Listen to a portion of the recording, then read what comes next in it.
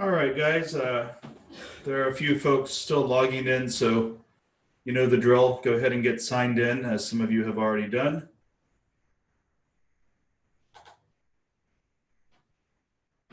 Sorry, running a couple of minutes late here.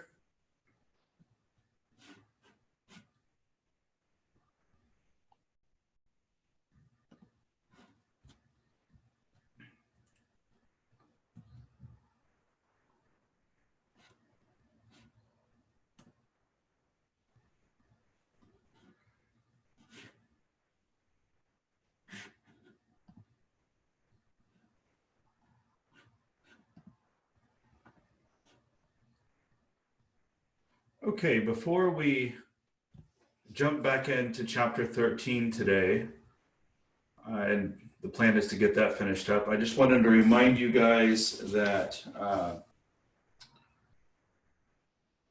that you've got a quiz due tonight.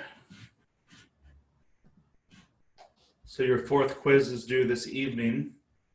And I did go ahead and decide to extend the due date of your third essay assignment, which was going to be due this Wednesday night. And I've decided to go ahead and move the due date to that for that to this coming Monday. So a week from today, your third essays will be due. I've got just about everyone's second essays graded.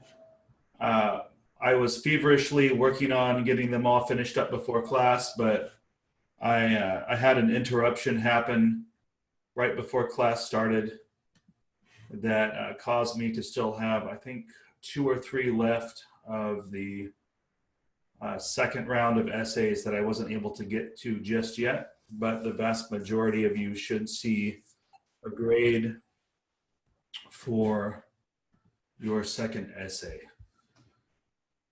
Okay, so yeah, I was happy to move that due date because I'm trying to get caught up on some grading myself. So it was just as much, honestly, for me as it was for you guys, because I have a lot of grading that I need to get caught up on, and I was wanting to have all my grading caught up before I have another round of essays come in. So so it serves both of us that that due date was moved. And the other, did I have any other announcements?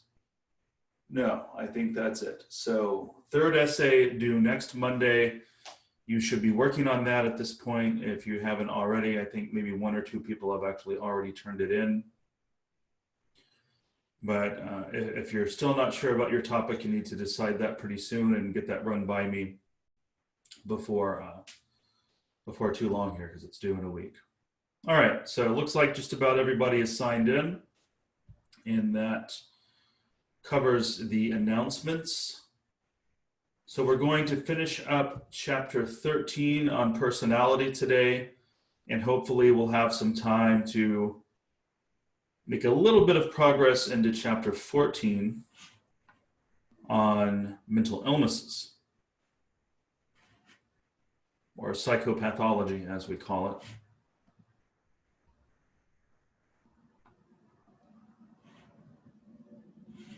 All right, so you guys should see a full screen view of the chapter 13 slides. As usual, if that's not the case, someone please let me know. So last time we started chapter 13 and we made a little bit of headway. We made it as far as Freudian personality theory. We talked about Freudian defense mechanisms. We talked about the unconscious.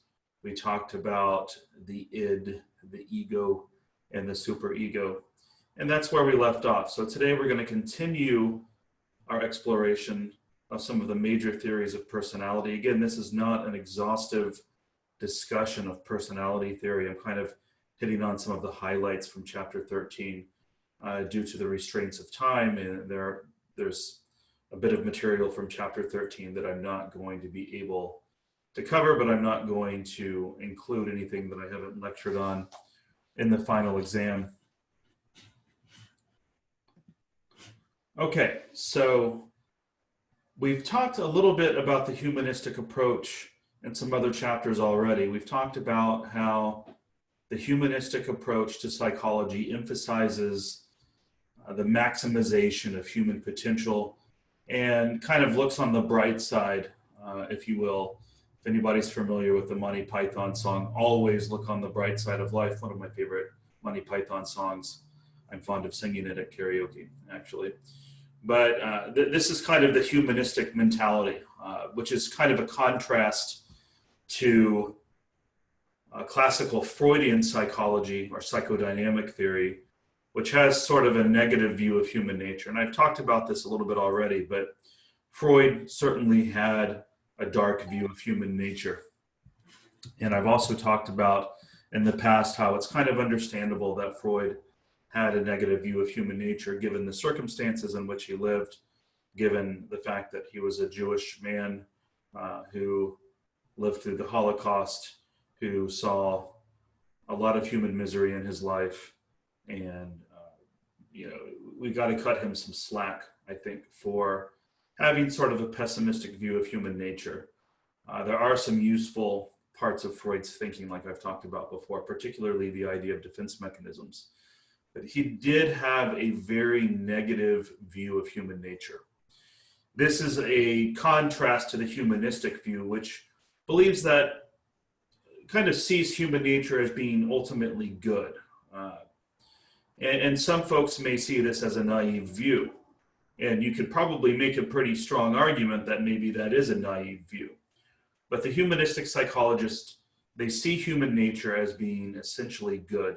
And they see human beings as ultimately possessing this drive towards self-actualization, which is the reaching of your fullest potential. And the last time we talked about humanistic theory was in our chapter on motivation not so long ago, when we talked about Maslow's hierarchy of needs. We talked about this way of viewing motivation in terms of a hierarchy of needs that need to be met, and the lower needs need to be met before the higher order needs are met. And this has been a very influential theory of motivation over the years, and that was the work of Abraham Maslow.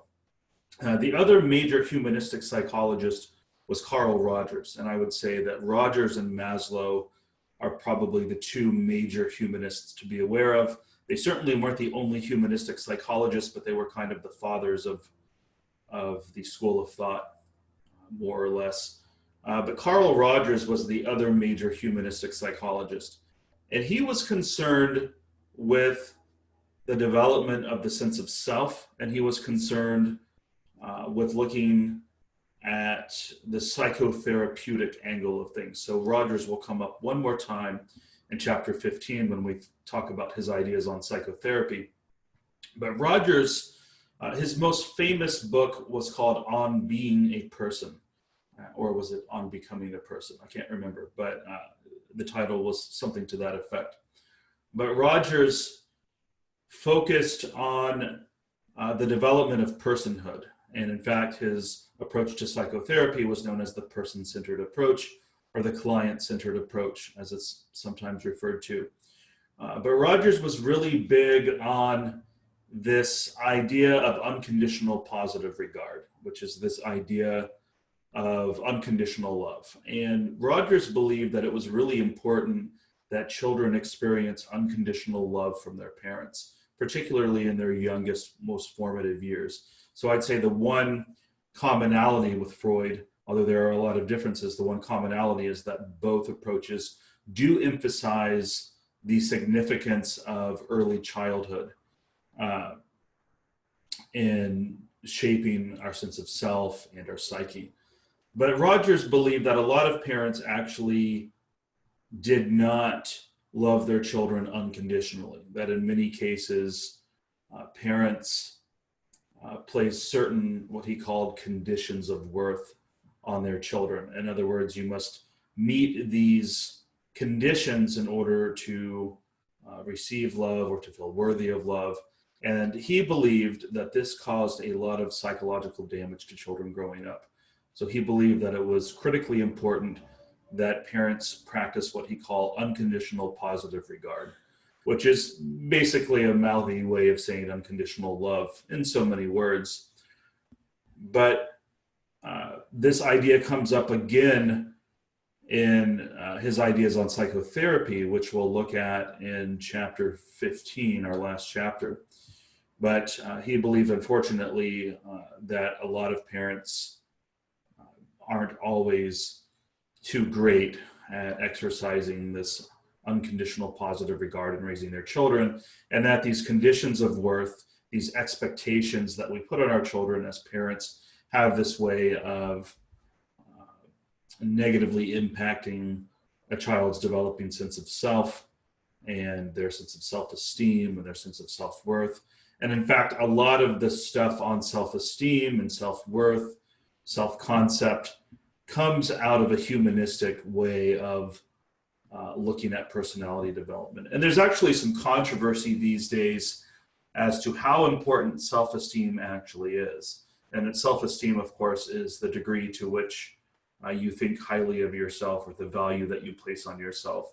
You have a high opinion of yourself or a low opinion of yourself. And for many years, self-esteem was kind of emphasized as, you know, being critically important when raising children. You want them to have really, really high self-esteem. And this is kind of the idea of where the participation trophy came from.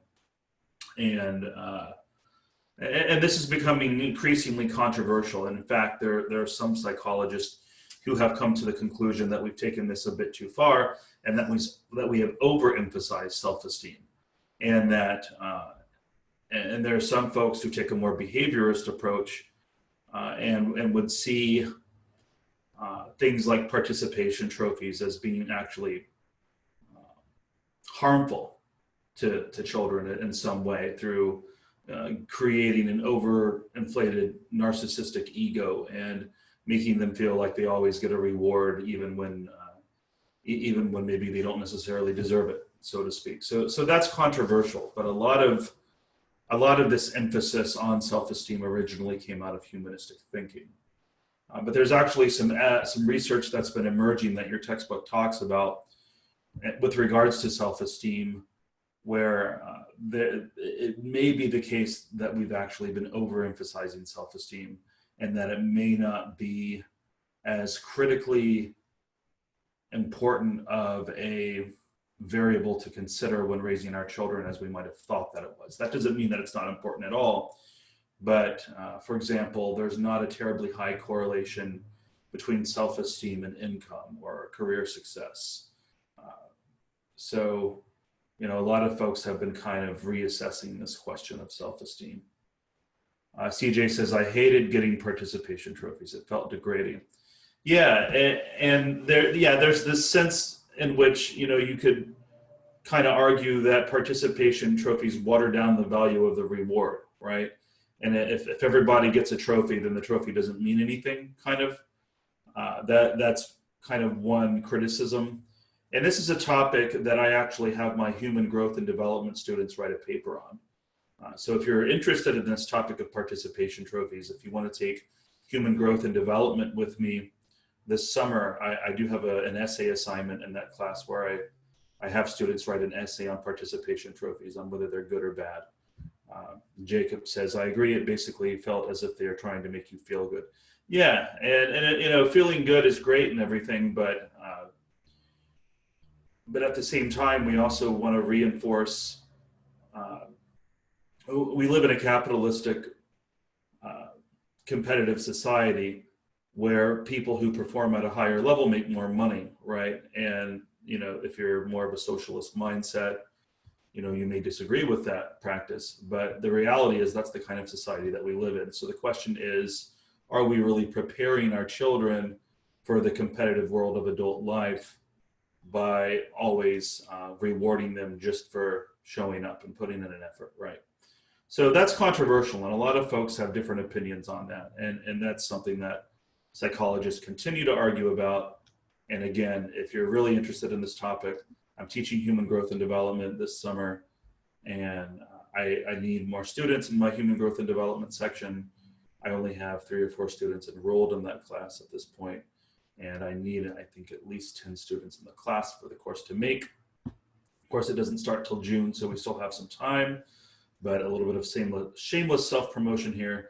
If you like the way I do things, come take my human growth and development class this summer. Julia has already taken it. And as you see here in the chat, she has given me a shining endorsement. So thank you, Julia. It means a lot to me.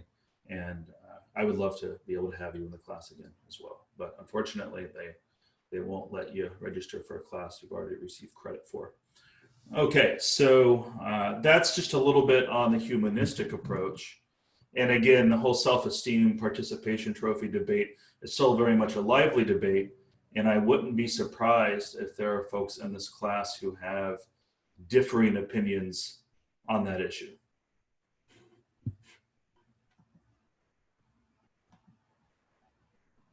All right, so another class of theories that your textbook goes into are the social cognitive theories of personality. And there are two social cognitive theories that your textbook mentions. There's Rotter's expectancy theory and Bandura's reciprocal determinism. I'm not going to talk about both because they're both very similar, actually. There's a lot of overlap between the two. I'll let you read about Bandura's reciprocal determinism on your own if you want to. I'm not going to include it on the exam. But both theories belong to what are known as social cognitive theories. So these are theories of personality that are highly influenced by social learning theory. For example, Bandura was the father of social learning theory when we talked about social learning in chapter 6 with regard to the Bobo doll study. That was Bandura's study. So social cognitive theory is an umbrella family of theories in terms of personality that looks at the ways that our social relationships and the ways that we think about life interact to shape our sense of self and to shape the way that we interact with the world, in other words, our personality. So according to expectancy theory, personality is based on a few central concepts. So one beginning point is the idea that personality is simply a behavior pattern. So you might say that the social cognitive theories also have sort of a behaviorist bent, right? And we talked about behaviorism in chapter 6, which is still very much an influential theoretical system within the field of psychology. My wife is actually working on a master's degree right now in behavior analysis, which is basically a master's degree purely in behaviorism. UWF has a program in that now, which is a really good program, by the way. And if you have any questions about their program in behavior analysis at UWF, message me and I can connect you with my wife and she can tell you all about the program because she's also a graduate assistant and she has the job of communicating with the public about the program. So if that's something you're interested in, I'd be glad to connect you with her. But in any case, the behaviorist view of personality, of which the social cognitive theories kind of fit in with, view personality as just sort of average patterns of behavior. So personality is seen as just sort of a shorthand term for the way you tend to behave, right? It's a very behaviorist view of personality. So according to expectancy theory, one critical component of personality are expectancies for reinforcement. There's a very behaviorist term. Remember the term reinforcement from chapter 6? This is what happens when we engage in a behavior and we're rewarded for that behavior, and that makes us more likely to engage in that behavior in the future. Reinforcement is just simply any consequence of a behavior that makes a behavior more likely to occur in the future, as we talked about in chapter 6. So how much reinforcement do you expect to get out of a behavior, out of any particular behavior in question?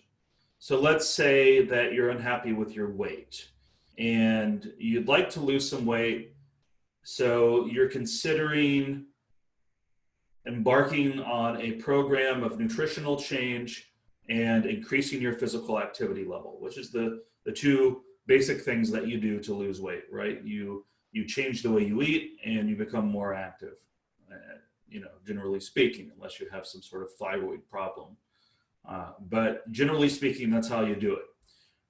So do you expect, if you were to do those things, that those efforts would be rewarded?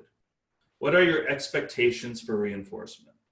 That is going to shape how likely you are to actually do those things and persist. If you don't believe that that effort's going to pay off, then you're going to be much less likely to actually put in that effort, right? So it's kind of a self-fulfilling prophecy sort of deal, where if you don't believe that your efforts will pay off, then they end up not paying off because you end up not putting forth much of an effort, right? If you believe that your efforts will pay off, then you'll put forth more effort, and those efforts will be more likely to pay off.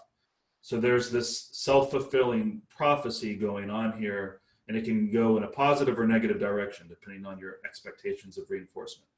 That's one critical variable. The other critical variable is how important is that reinforcement to you, right?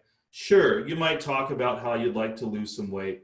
You might talk about how you wish your pants weren't so tight. You might like to talk about how you look, you wish you looked better in a bathing suit, etc. Right? We can talk about these things in theory all day long, but when the rubber meets the road, ultimately, what's more important to you, right? Being lazy and eating jingle jangle all the time, or being in shape and actually meeting that goal? How important is it actually to you, right? So for me, knowing that heart disease runs in my family, having had a mom who died at the age of 48 of a heart attack, and having had multiple family members with diabetes and obesity and early death due to cardiovascular problems and obesity, early death runs in my family, particularly in the men, right? And my mom too, who died at 48 of a heart attack, like I said. So I have a particular incentive to try to stay in shape, to try to avoid alcohol and nicotine, to try to exercise regularly. I did 25 miles last week, actually. I was pretty proud of that.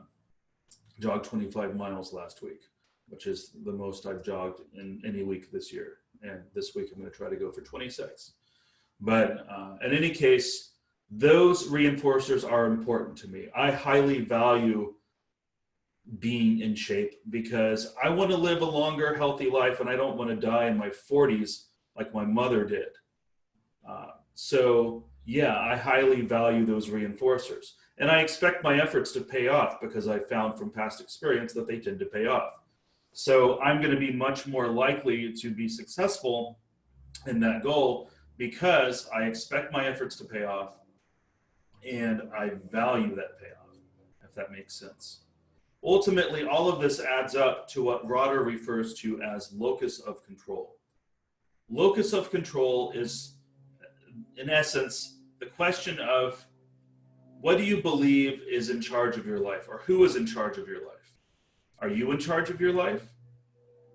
Is what happens to you the result of your efforts and your beliefs, your attitudes, what you do? Or is what happens to you in life more often the result of your circumstances, things beyond your control? What do you believe about that, right? Now, of course, we all are influenced by things beyond our control, but do you believe that you have any control over your life, right? If you don't believe that you have much control over your life, Rotter would say that you possess what's called an external locus of control, meaning that you believe that your life is at the mercy of the winds of fate. You believe that you're being constantly buffeted by these winds of fate and that you don't really have a lot of control over what happens to you. Yeah. I was dealt a shitty hand, right? So woe is me. I grew up in a poor family. I experienced all this trauma as a kid. The cards are stacked against me. I might as well not even try. And by the way, you very well may have some cards that are stacked against you. I'm not denying that that's the case. You very well may have been traumatized in some way as a child. You very well may have experienced some stressors growing up that had a profoundly negative impact on your development. I'm not denying that those things can happen. Many of those things happened to me. But the question is, do you believe that you have control over how you play the hand that you're dealt? Or do you believe that you just don't have a lot of control over what happens because you've received such a crappy hand in this game, right? So if you believe that you don't have a lot of control over what happens to you, and you're just kind of at the mercy of fate, then Rotter would say you possess what's called an external locus of control. On the other hand, if you're the type of person who says, well, yeah, I've had some shitty things happen to me in my life, true, and we all have to some degree, some of us more than others. By the way, there are some people who have just had dreadfully miserable childhoods. But there are some folks who have dreadfully miserable childhoods and make amazing things out of their life. And other folks who have dreadfully miserable childhoods and also have a dreadfully miserable adult life too, right? But do you believe that you have the control over how you play that hand that you're dealt? Do you believe that you have some agency, that you have the ability to take some personal responsibility for your life and make the best of that hand you're dealt? As CJ says, it's not about the cards dealt to you, it's about how you play them that matters. And absolutely, that is in essence the attitude of someone who has an internal locus of control. So someone who has an internal locus of control believes that they have some agency and some influence over their life. And it's not that you deny that shit happens, right? I mean, drunk drivers run into people and people get paralyzed. An asteroid could fall on your house right now as you're sitting in front of your computer and take you out, right? Or some schmuck at the grocery store could neglect to wear a face mask and infect you with coronavirus, and you could get very, very sick. These things do happen. I'm not, it's not a denial that life happens. It's the acknowledgement that even though life does happen, you still have the agency to make the best of things. Luck is a constant factor in life, as CJ says. But you have some, we have some agency, right? So if you believe that you have some power over your life, then you have an internal locus of control. And the more internal of a locus of control you have, according to Rotter, the higher the likelihood that you're going to be successful in life and that you're going to make the best of things. So I'm kind of fond of this model because I've always been somewhat of a fan of personal responsibility myself, even though I teach sociology, which emphasizes the impact that environment has on us in many ways outside of our control. And I acknowledge that. Even so, there are things we can do to take responsibility for our life. So I've always kind of been a fan of this concept of Rotter's locus of control. It's always made sense to me on an intuitive level. Okay, so the next model of personality that I want to talk about is a member of the trait approaches. So trait approaches to personality see personality as being more enduring, more biologically based, more a deeper part of who you are as a person. And it's kind of contrast with the behaviorist view of personality, which sees it as kind of something that's more flexible and malleable over time. The trait approaches see personality as something more inherent and intrinsic to the person. And I would say that there's some evidence for this idea to some degree, particularly with the most prominent trait approach to personality these days, which would be the Big Five model of personality, also known as five-factor theory. But five-factor theory says that there are basically 5 personality traits that we all vary on a continuum. So it's not like you possess, it's not like a yes or no, black or white sort of thing. There are 5 personality traits according to this model, and we all exist on a continuum when it comes to each of these traits. And the 5 personality traits, according to the Big Five model, and by the way, this model has a lot of scientific support. The 5 personality traits spell the acronym OCEAN, as you can see in this slide. But those traits are openness to experience, conscientiousness, extroversion, agreeableness, and neuroticism. So let's unpack those a little bit. Openness to experience is a personality trait that is connected with how many new experiences a person feels compelled to have. If you're the type of person who likes to travel a lot, if you're the type of person who's always like wanting to try new things, new restaurants, new foods, exotic foods, maybe even some foods some folks might consider disgusting, just to have the experience, right? YOLO, as they would say, you only live once. That's kind of the mindset of someone that's really high in openness to experience. I might add that there's a bright side and a dark side to each of these traits, by the way. So if you have too little or too much of any of these traits, that can be problematic. So if you're extremely low in openness to experience, you can see how that could hold you back in life. You might not experience life to the fullest. On the other hand, if you're way too open to experience, you might be willing to experiment with things that might not be good for you, like recreational drugs, for example, or having a lot of unprotected sex with various partners and contracting an STD, or having some other undesirable outcome, or maybe engaging in dangerous behaviors that could cause your life to end prematurely. You ever see these folks who, oh man, I forget what it's called, the wingsuits. Anybody seen these videos on YouTube of folks who put on these wingsuits and jump off cliffs, go base jumping, and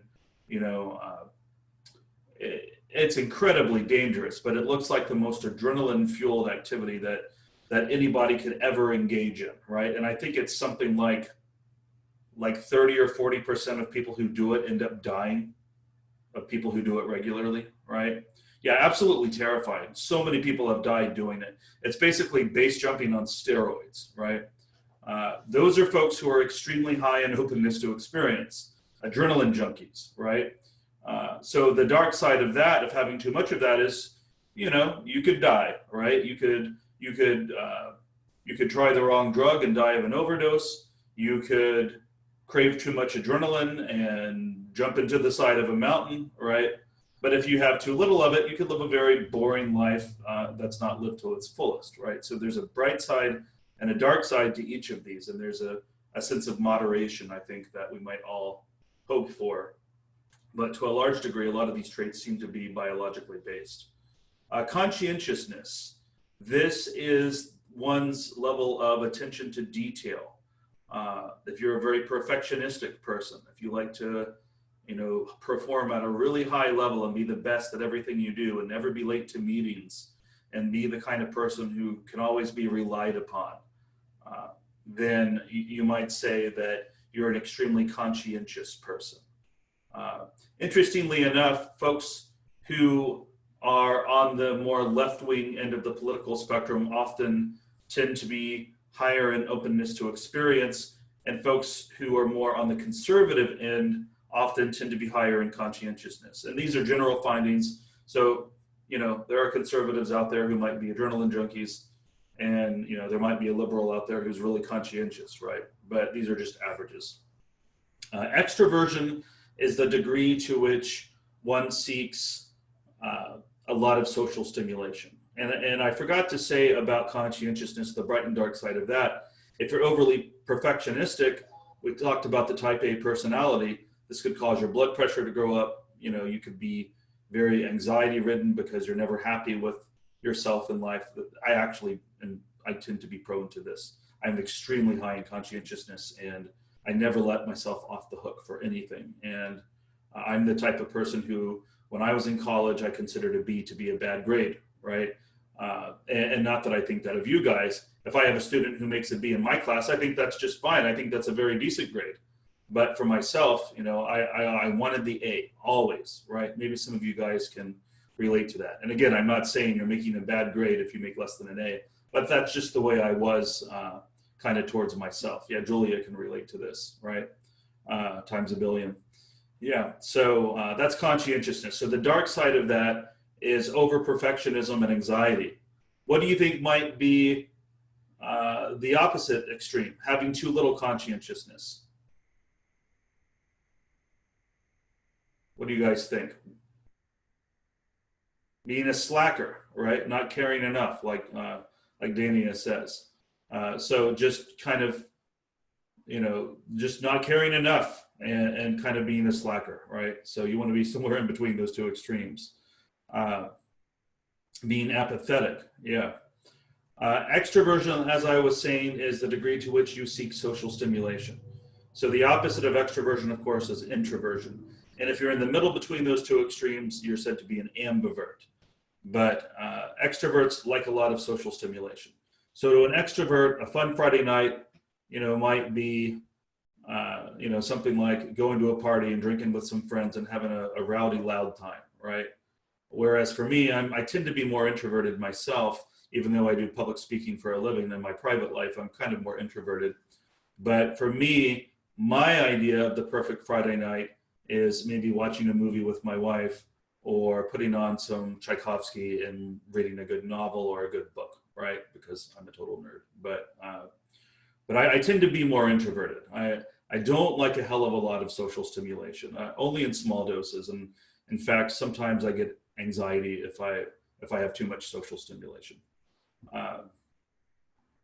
Agreeableness. This is the degree to which someone seeks to avoid conflict.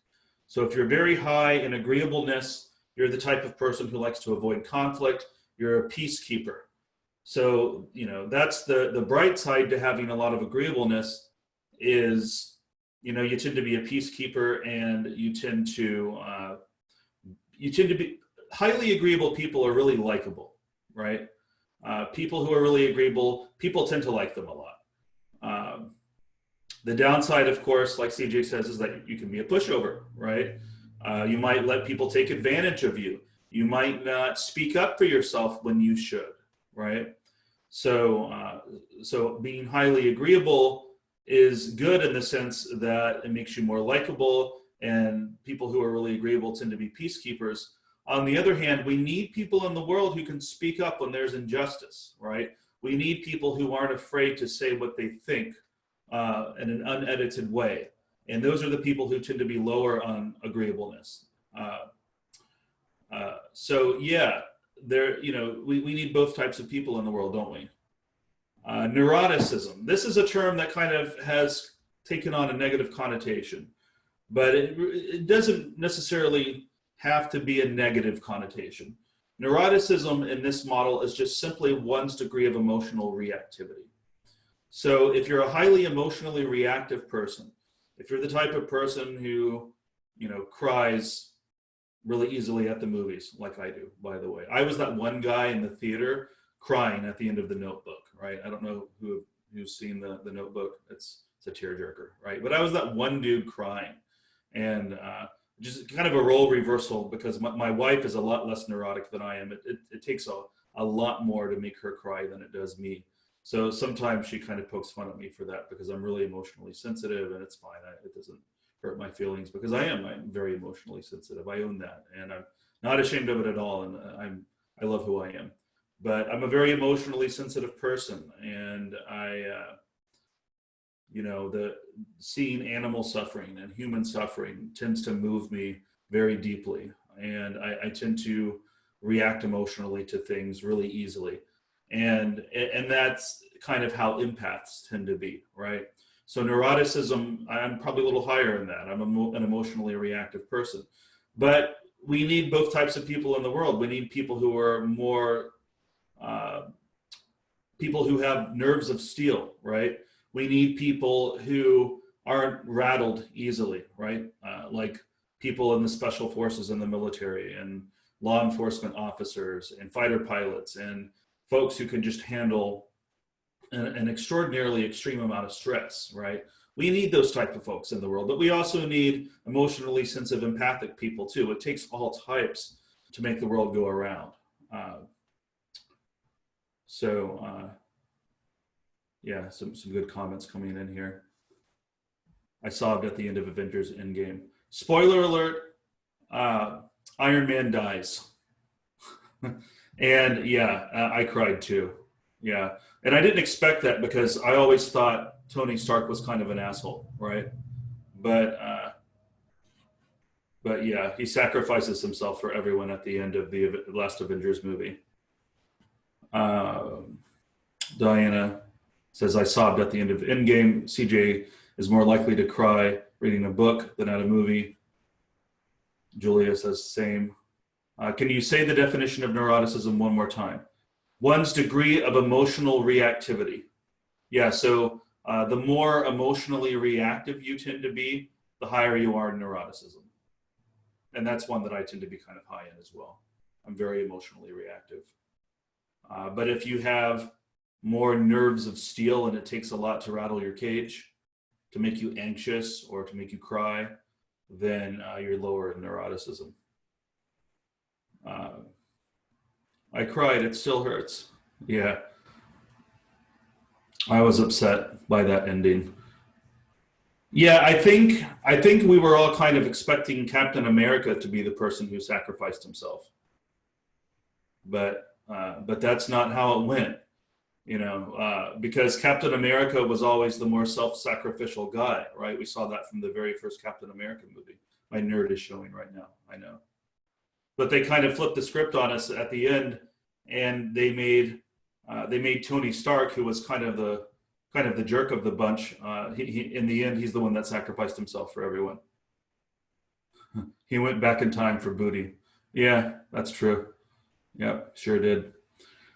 Okay, so again, the Big Five model has a lot of research support behind it. There's some evidence that there's a genetic basis for these traits.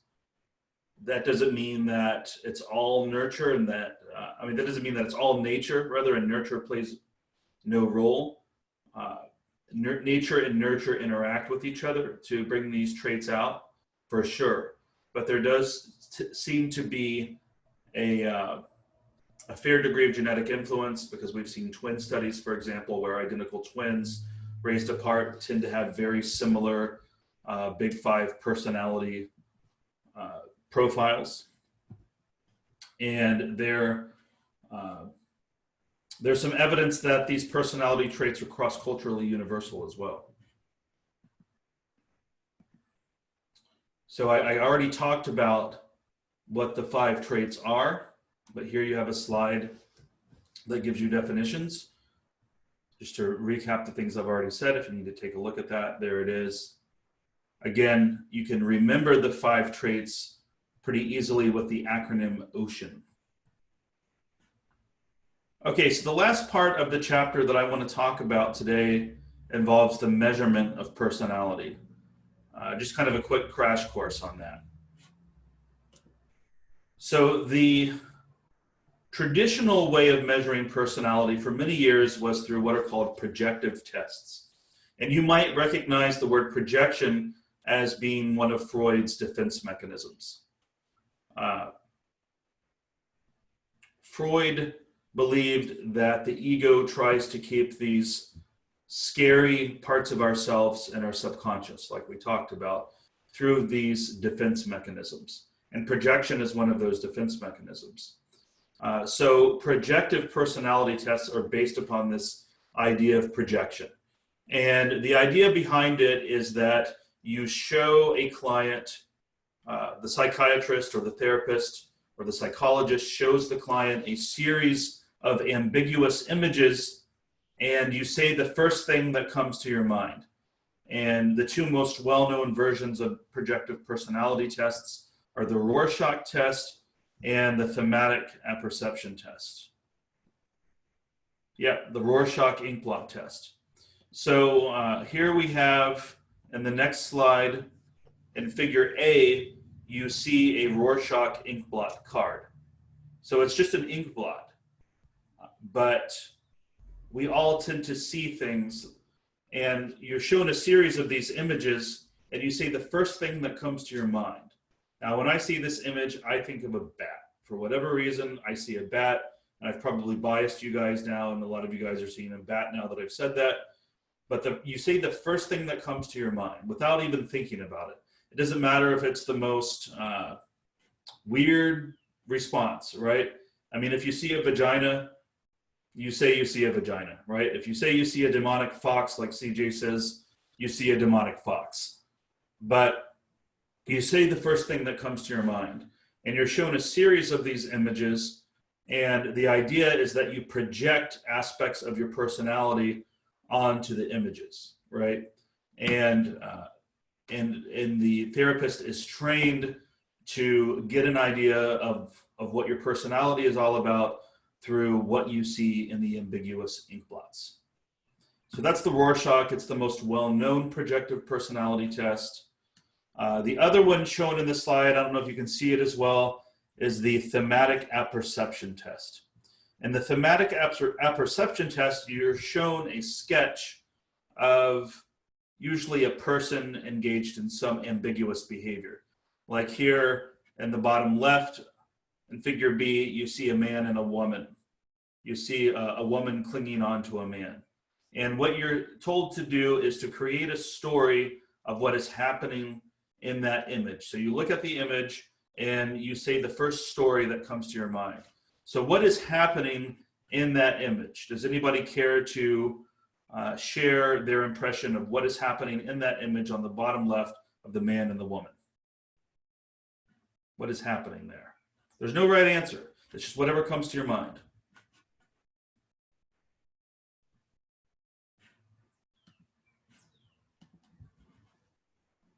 Any impressions? A wolf. A wolf? Of the man and the woman on the bottom left? Sorry, I misunderstood. Yeah, you see a wolf in the ink blot. Someone said, out on a lunch date with friends. CJ says, the man is about to leave her. And maybe she's trying to talk him out of it, right? Maybe the woman is giving the guy some bad news, Jacob says. They were hanging out together, Diana says, and something happened, so now she's holding him back. So maybe he's about to go hit some guy who's hit on her, and she's holding him back. It's not worth it. Don't do it, right? He kind of looked possessed, so I don't know. Andrew says he looks possessed. So we all come up with different impressions, right? You see how different all of these stories are? Isn't it interesting to see how everyone comes up with a different impression of the image? So that is the idea behind the thematic apperception test. You're perceiving a theme out of the images, hence thematic apperception test. And the idea here is, again, that you project aspects of your psyche onto the images. And this is kind of an old school way to assess personality. I'm not trained to do it, by the way. I know one person, I know a lot of psychologists, by the way, and I only know one person who's trained to use the Rorschach, for example, in the thematic apperception test, and that's the same person, a colleague of mine who's a psychology professor at Auburn University, who I've published some research with. She's the only person I know who's trained to use these tests, and I thought it'd be fun sometime maybe to have her do them with me just to see what kind of results I get. But they're kind of old school. These days, the projective personality tests aren't used as frequently as they used to be. There are a few people out there who still use them, like my colleague Stacy Parento at Auburn, but for the most part, most measures of personality these days have taken the shape of what are called self-report measures. These are simply surveys that you fill out. It's a questionnaire, right? Here's some of the more well-known ones. The NEO, which is the personality inventory that measures the big five. There's also the Myers-Briggs, which is a personality questionnaire based upon psychodynamic theory, which is pretty popular. I wouldn't be surprised if some of you guys have taken the Myers-Briggs before. It's an incredibly popular test. There's another one called the Enneagram, which is not mentioned on this slide, but the Enneagram is another model of measuring personality based on spiral dynamics theory, which I haven't talked about at all in this class, but it's pretty interesting and it's worth reading about. It's kind of considered kind of fringe, but it's interesting. And then the MMPI, which is the Minnesota Multiphasic Personality Inventory. And this is a beast of a test. I used to administer it in the jail when I was in graduate school working for a forensic psychologist. And I gave the MMPI test to a number of inmates at the Escambia County Jail.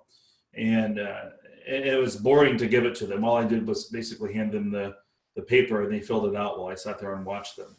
And then turned it into my boss. But these were folks who were trying to form some sort of insanity defense. And the MMPI measures not only aspects of personality, but also psychopathology, which is the topic of our next chapter. Mental illness is what's known as psychopathology. And it's a beast. It's over 600 questions on that inventory. So that's all I have for you guys from chapter 13 on personality. I've kind of given you guys a quick crash course, and it's kind of going to be similar with chapter 14 on mental illness. We're really pressed for time here. We're running out of class meetings, and I'm not going to be able to cover some of these topics in the level of depth that I would like. But before we move on to chapter 14 here in a second, anybody have any final closing thoughts on personality?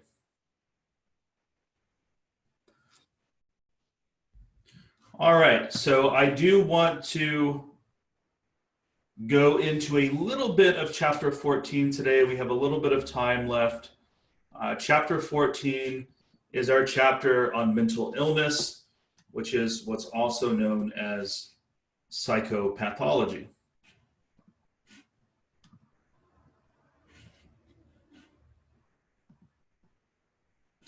So psychopathology is the technical term for mental illness, and that is the broad topic of this chapter. I might mention that people spend entire courses, multiple courses, just focused on mental illness. So at the undergraduate level, there's a course called Abnormal Psychology, which is an entire course just based upon the study of mental illness. At the graduate level, usually the name of the course is Psychopathology. And there are usually multiple courses that are dedicated to just going over mental illnesses. And in fact, you might have an entire course dedicated to one mental illness. You might have an entire course, for example, just on depression or schizophrenia or bipolar disorder. So you can go into a lot of depth into these topics. And we are trying to cover this chapter in a day and a half. So this is definitely a crash course. This is very general. And I might also add that I am not a clinical psychologist. I have done a very limited amount of counseling work as a graduate student, but I am not a licensed mental health professional, although I do have a fair degree of background in this stuff. I am not a licensed mental health professional. So my level of knowledge about mental illness is very general, and I'm certainly not an expert on any particular mental illness. Although I have had my own personal struggles with depression over the years, as many of you probably have, and anxiety as well. But having had those personal experiences does not make me a professional expert on the topic. So my level of knowledge is very general, and I apologize in advance if you guys have very specific questions about mental illnesses that I'm not able to answer. Again, I'm operating with a general level of knowledge here, and we're keeping it very general, very broad, and we're not getting anywhere near the level of depth in this chapter that you would see in a advanced course on mental illness. This is just barely scratching the surface. So I just want to put that disclaimer out there. So mental illness, or psychopathology, as it's called, is something that many people struggle with. For example, 15% of folks in this class right now, 15% of the folks enrolled in this class will have a major depression at some point in their life. A debilitating episode where you can't get out of bed, you're not interested in things you're normally interested in, you may have thoughts of suicide, and it's a very dangerous, crippling condition. 15% of the folks in this class will experience that at some point, or maybe some of you already have, right? So this is something this is a topic that's very pertinent and personal to a lot of us. Depression, for example, due to how common it is sometimes referred to as the common cold of mental illness. I kind of don't like that because it makes it sound like depression is less serious than it actually is. It is debilitating and it is often life-threatening. But 15% of the population will experience it at some point in their life, at least once. So mental illness is a very personal topic to many of us, and there are quite a number of forms of psychopathology, And science is still somewhat in its infancy when it comes to understanding mental illness. I might add that, that the attempt to understand mental illness from a scientific perspective is a very recent endeavor historically. It's only in the past 150 years or so that we really have tried to make a systematic scientific study of mental illness. For so many years throughout human history, up until very recently, and in many cases of places in the world, this is still true, unfortunately, mental illness was framed in terms of demonic possession. I even had a pastor growing up. I had a very religious upbringing. And I had a pastor, I am not making this up. I hope that none of you guys can relate to this, but unfortunately, I wouldn't be surprised if some of you could. I have a pastor growing up at the Southern Baptist Church that I attended who believed that mental illness was caused by having a poor relationship with God and by demonic possession. And he believed that the way that you treat mental illness is by having someone give their life to God and by praying for that person, right? And no doubt having a solid spiritual center of your life is good for your mental health. I'm not denying that. But he basically termed it as purely a spiritual problem. And he said that depressed people are in some way deficient in their relationship with God. Elizabeth said, I used to hear that all the time at church. Yeah, it's a very common belief among a lot of religious folks. So this is a belief that has not completely gone away. That somehow there's something deficient about you as a person, spiritually or morally, if you're going through a mental illness. And this is a stigmatization of mental illness that is fatal for many people because it causes people to avoid seeking help. And for many years, this was actually the mainstream view. If you are mentally ill, then you must be demonically possessed. And maybe the way to treat depression was to perform an exorcism. And they believe this about seizures as well. Robert says, I go to a Southern Baptist church and I've never heard that. That's really good. There are some churches that are more open-minded and educated about these matters than others. You know, like your big churches like Olive Baptist Church, Hillcrest, those are probably going to be better. But I went to a Southern Baptist church that was a country church with about 20 members, and the pastor was an electrician for a living, and he had gotten his degree in theology from a correspondence course, right? So he wasn't the most terribly educated guy. But if you're looking at the bigger churches like Olive or Hillcrest, you know, they're more likely more educated about these things. So this isn't likely to be true of all, you know, Southern Baptist churches or religions in general. Yeah, you go to Olive. Yeah, see, I'm not surprised by that. Olive even, I think they employ professional counselors there who have a mental health background. And that's great, right? And that's a wonderful thing, and I applaud that. But the Southern Baptist church that I went to was this little country church that my great-grandfather helped to found that had like 20 to 30 members, and it was, you know, the pastor was this really uneducated redneck guy. No offense to the rednecks. CJ says, I've never met a person who believes the earth is flat, but there are still people out there that believe it is. People are just crazy sometimes. That's true. So the idea of understanding mental illness from a medical perspective, the same way we would understand diabetes or a broken bone, this is a relatively new historical development. And it really didn't fully get off the ground until we would say around 1952, when the American Psychiatric Association released the very first DSM, which is the Diagnostic and Statistical Manual of Mental Disorders. I actually have a copy of the 4th edition of the DSM. I'll grab it.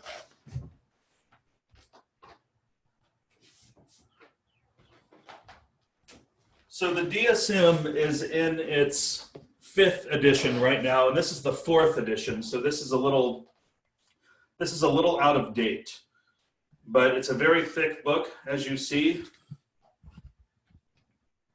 over 1,000 pages. But the Diagnostic and Statistical Manual of Mental Disorders, the 1st edition came out in 1952. And it's considered basically to be the Bible of mental illnesses. In its 5th edition now, the first edition came out in 52. And the DSM stands for Diagnostic and Statistical Manual of Mental Disorders. So this is the Bible of psychiatry and of clinical psychology. If you're going to diagnose someone with a mental illness, it has to be a mental illness that is listed in the DSM. And it's a controversial book because there are some behaviors that have been considered mental illnesses over the years that have been deleted. So for example, the very first edition of the DSM had homosexuality categorized as a mental illness. And then when the second edition came out, homosexuality was removed and is no longer considered a mental illness by the APA. In the fourth edition, which I just showed you, they had a condition called Asperger's syndrome, which is basically a form of mild autism.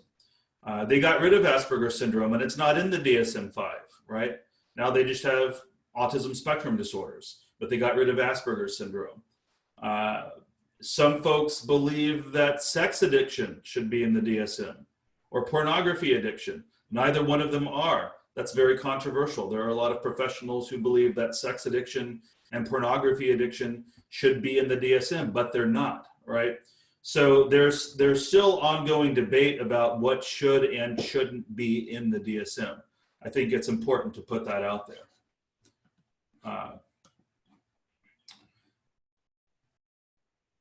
Do I believe that insanity is contagious? Well, I guess it depends on what you mean by insanity. Like actual mental illnesses, like schizophrenia, depression. No, you're not going to catch depression or schizophrenia by touching someone in that sense. But I think from a social psychology level, as we saw in the social psychology chapter, certain behavior patterns do have a kind of a social contagion to them. And people often behave in atrocious ways when in large groups in ways that they wouldn't behave on their own. Because there's this diffusion of responsibility, this de-individuation, this conformity that often happens that we talked about in the social psychology chapter. So in that sense, I think certain negative behaviors can be contagious, like racism can be contagious through social contact, hateful ideologies, harmful behavior patterns. I think there's a certain degree of social contagion to a lot of behavior patterns. But I don't know if I would say that mental illness is contagious in that sense, if that makes sense. So the DSM, like I said, is now in its 5th edition. And the edition that I just showed you guys is the 4th edition. The 5th edition came out, I want to say, in 2010 or 11. Maybe it was 2012. It was somewhat recent. And I studied under the DSM-4 when I was in graduate school. So that was a relatively recent change. So the last slide that I want to cover today before letting you guys go, and next time we will get into some specific mental illnesses, is the question of the fuzzy line between normal and disordered, right? What makes something a mental illness?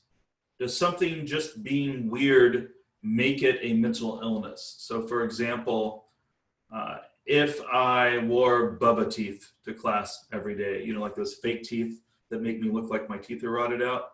If I wore Bubba teeth every day to class, to lecture, it is just that data point enough to consider me mental ill. Well, it's certainly strange, and it certainly might be distracting to class, to people in the class. But I would tend to agree with CJ that no, that's probably not enough to diagnose me as being mentally ill. It's probably enough to say that I'm weird, right? But just being weird or eccentric, as CJ says, is not enough to consider someone mentally ill. You need to be more than just weird. Being weird meets the first criteria that we see here in this slide. Does it deviate from cultural norms of behavior, of what's socially acceptable? So yeah, that's weirdness. So criteria 1 basically paraphrased as weirdness. How much of a deviation from social norms is this? But just deviating from social norms is not enough. you also need a pattern of maladaptive behavior. By maladaptive, we mean that we have a behavior pattern that is causing problems in the person's life, right? So is wearing Bubba teeth to class every day causing me to not be able to teach my class? Is it causing me to not be able to grade papers? Is it causing me to not be able to pay my bills or to fulfill my duties as a husband, right? Or as a grandson? Probably not. It just makes me really weird, right? So it would meet criteria 1, but probably not criterias 2 or 3. It might meet criteria 4, causing discomfort to other people and concern.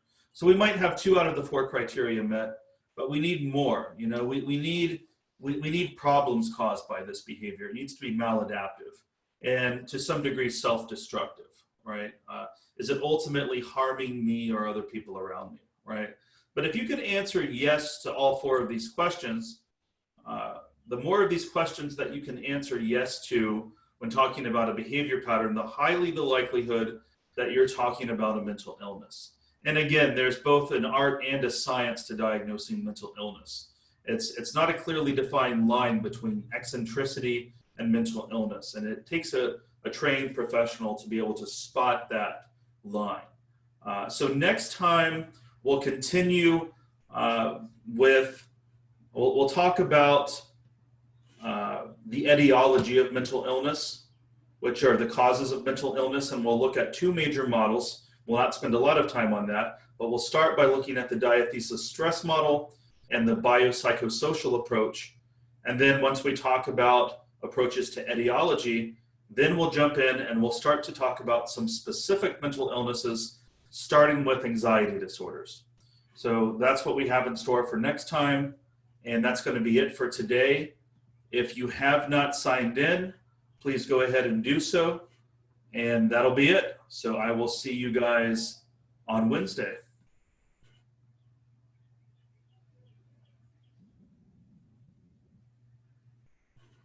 Later.